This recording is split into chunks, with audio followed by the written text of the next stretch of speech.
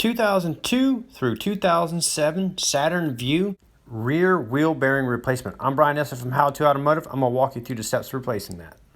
So this process is going to be the same for the left and the right side. We're going to get started by racking the vehicle up. If you're doing this at home, use floor jacks and jack stands and get the rear of the vehicle off the ground. So now we need to remove the rear wheel. I'm going to use my Milwaukee M18 fuel. This is a 3/8 drive model. If you guys haven't seen this, I'll leave a link in the description for you guys to check it out. It's an amazing tool to help speed up jobs like this. Now we need to remove the drum. If you're having trouble getting the drum off, I have a video that I'll link up on how to get stuck drums off. Now that we got the drum off, if you look inside here, you'll see a little sensor, the ABS wheel speed sensor.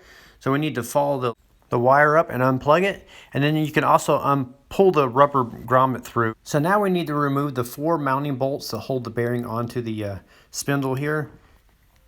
So I got my ratchet hooked up to one of the bolts, and then we're going to come around the back and view it from the back so you can see there's 4 bolts. So you're going to need a 13mm socket to remove all 4 of these bolts. So I got a deep 13mm socket and a flex head ratchet here, and I'm just going to crack all 4 of the bolts free with the ratchet, and then I'm going to switch over. I'm going to use my Milwaukee M12 3/8 drive ratchet here. This little ratchet makes jobs like this really quick and easy. If you guys haven't seen this, I'll also link this up in the description of the video. So with one hand, I'll hold the backing plate like this, and then on the other hand, I'll take the wheel bearing here and wiggle it and wiggle it out of the housing here. You're also going to have to pull the wire through the backing plate with the grommet and everything. And it's going to look like this once you get it pulled off.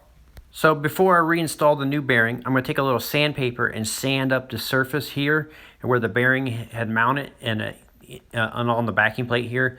That way when it bolts up nice and flush and you don't have any issues.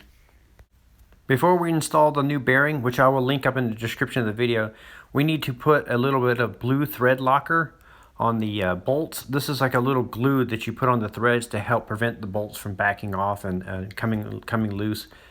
So once we start putting the bearing back in, we're going to feed the ABS wire in first. Then you'll line up the new bearing with the hub, and then you reach around back and start the 4 bolts.